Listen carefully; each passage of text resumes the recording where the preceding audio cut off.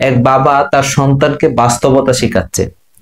বাবা একটি পাথর দিল ছেলেকে, ছেলের হাতে দিয়ে বলল যে বাবা এটা তুমি দোকানে গিয়ে এটার দামটা জিজ্ঞেস করে আসো যে এটা কত হলে সেই দোকানদার কিনবে। তখন বাবা বলে দিল একটি মুদি দোকানে যাওয়ার জন্য। তখন ছেলেটি একটি মুদি দোকানে গেল। যাওয়ার পর সেই পাথরটা দেখালো যে আমি এই পাথরটা বিক্রি করতে চাই, আপনি কত টাকা দিবেন? তখন সেই মুদি দোকানদার বলল এটা আমি 100 টাকা দিব। তখন ছেলে চলে আসলো বিক্রি না করে, আবার বাবাকে এসে বলল বাবা মুদি দোকানে গেলাম, মুদি দোকানদার বলল যে এটার প্রাইস উনি দিবে আমাকে 100 টাকা। তখন বাবা বলল তুমি এটা একটা সুপার শপে যাও, সুপার শপে গিয়ে এটার একটা দাম তুমি জিজ্ঞেস করে তারপর আসো। তখন ছেলে একটি সুপার শপে গেল। যাওয়ার পরে ওই সুপার শপে যাওয়ার পর ওই সুপার শপের মালিককে বলতেছে যে এটা আমি বিক্রি করতে চাই, এটার কত টাকা দিবেন আমাকে? তখন সেই সুপার শপের বলতেছেন উনি যে এটা আমি 1000 টাকা দিব।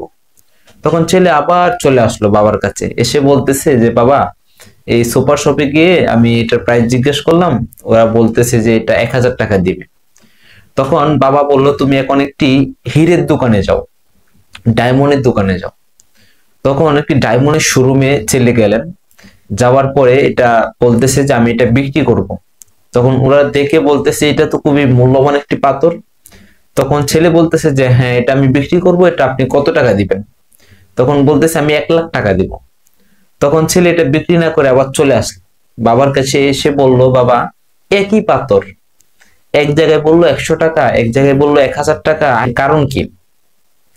তখন বাবা খুব সুন্দর করে মুচকি এসে বললেন যে বাস্তবতা হচ্ছে এরকম যে তুমি তোমার অবস্থান, তুমি যে পরিবেশের বা তোমার মাইন্ডসেট যে ধরনের, তুমি যে পরিবেশের মানুষ, সেই পরিবেশে যদি তুমি না থাকতে পারো বা না যেতে পারো, তাহলে তুমি তোমার সঠিক মূল্যায়নটা পাবে না, সঠিক মূল্য তোমার কেউ দিতে পারবে না।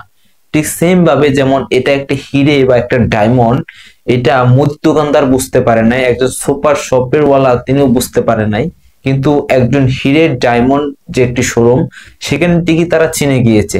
ঠিক সেম ভাবে তুমি তোমার অবস্থান যে জায়গায়, সেই জায়গায় গেলে তুমি তোমার সঠিক মূল্য পাবে, এর বাহিরে হলে তুমি সঠিক মূল্যটি পাবে না।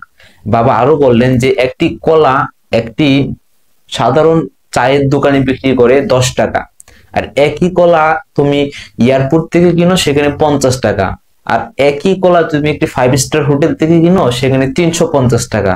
এর মানে কি? এর মানে হচ্ছে অবস্থান ভেদে প্রাইসটা নির্ধারণ করা হয়।